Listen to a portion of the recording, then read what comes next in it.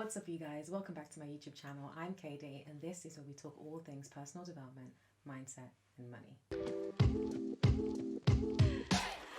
2020 was a lot. I think it's safe to say that 2020 was the year that at least nobody I know was prepared for. Nobody was prepared for the year that was 2020. And I know that I'm in a privileged position to be able to walk out of 2020 with a lot of wins, but I have walked out of 2020 with some lessons, and I wanted to share a few of those lessons and learnings with you today and share a little bit about some of the things that I'm doing differently now in 2021.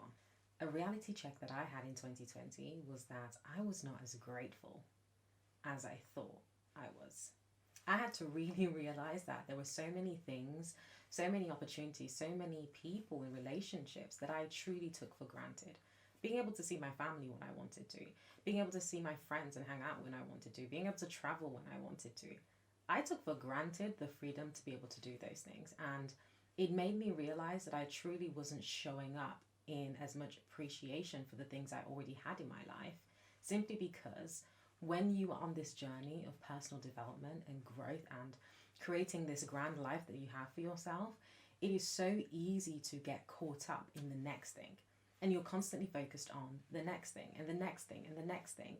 And you miss the opportunity to be fully present and to fully allow yourself to completely be enamored by what is actually happening in your life. So for me, in 2021, I'm fully committing to practicing a lot more gratitude, to be a lot more appreciative, to show up for people in a way that I had never been before, because things can change.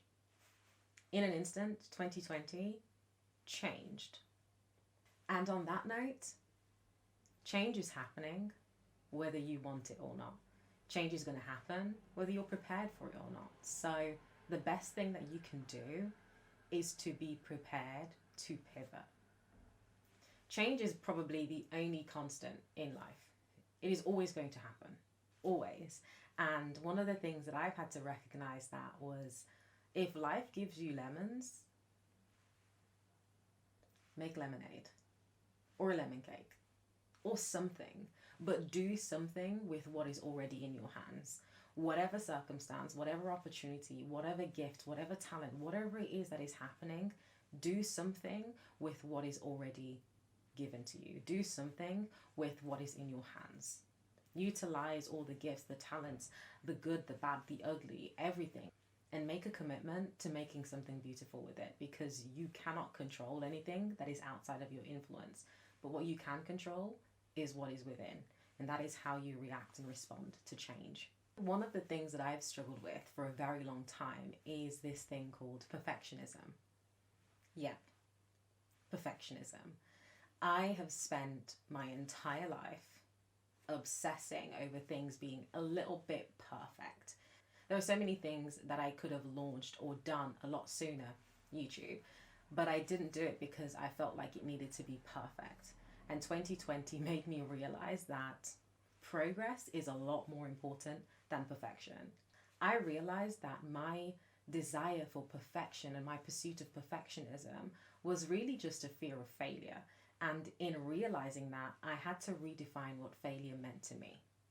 Failure, for me now, simply is just information. I'm just gathering information to understand what works and what doesn't. And once I have that data, I then move on. It's information, it's not a destination. And with that, I can then collect the data, figure out what works, what doesn't work, and then move forward. I don't need to make failure a part of my identity. I just need to make it a part of the journey. And when I do that, I give myself permission to fully show up, not needing to be perfect, but simply to do the work. And on the topic of fear, one of my favorite female entrepreneurs, Miley Teal, founder of Curlbox, she says this best: the fear you feel is not an indicator that you will be bad at something. I have wanted to launch a podcast for about 4 years, and in April of 2020, I finally got the courage to fully show up and launch it.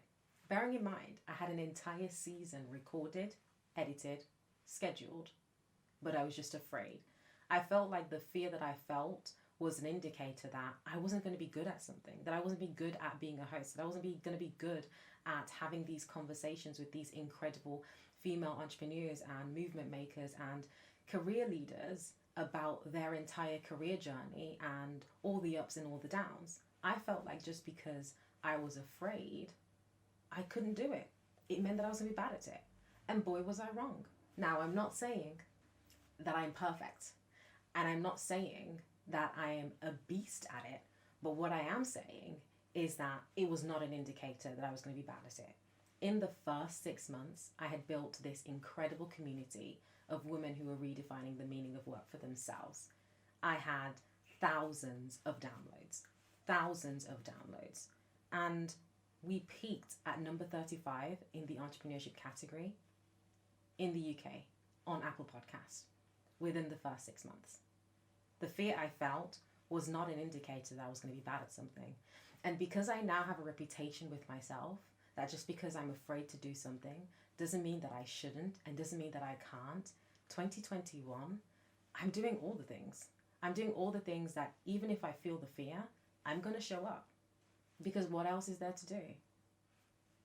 2020 changed the way that we operate in relationships, the way that we were able to lean into our communities. It looked a lot different. We weren't able to meet up the way that we wanted to. We weren't able to connect in the way that we're used to. And so we had to redefine a lot of relationships and redefine what community meant to all of us. For me, I realized that community is sacred. Relationships are truly the backbone to the quality of life that we get to lead. And for me, that looks like recognizing this thing that I was struggling with, toxic independence. I've always felt like I needed to do all of it on my own. Like all of it, all the time. And I had to realize that it's okay to lean into community. And it's okay to actually allow people to be there for you. You don't need to be the strong friend all the time. And 2021, I do not intend to be the strong friend all the time. I'm finally giving myself permission to lean into the relationships that allow me to be the best version of myself. Because we need it. Community is everything.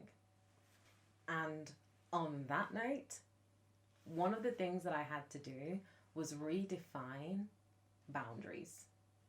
Really hone into boundaries and really understanding that just because I give love freely doesn't mean that I need to give access freely.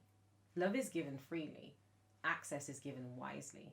Just because you love something and you love someone and you think that something is a great opportunity, it does not mean that it deserves access to your time, your energy, your money, because those are expensive resources. You cannot get your time back.